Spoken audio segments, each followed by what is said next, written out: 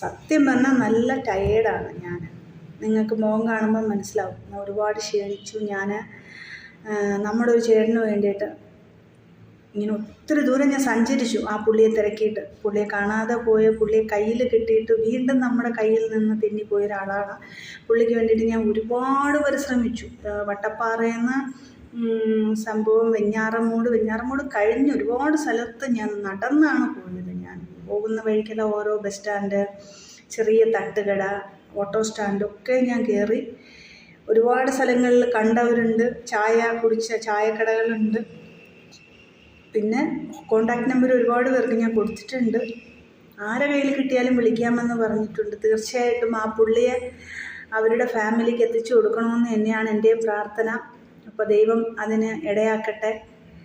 എനിക്ക് ഒരുപാട് വിഷമം തോന്നി. കാരണം ഞാൻ ചായ മേടിച്ചു കൊടുത്തു, വീഡിയോ ഇട്ട ഒരാളിന്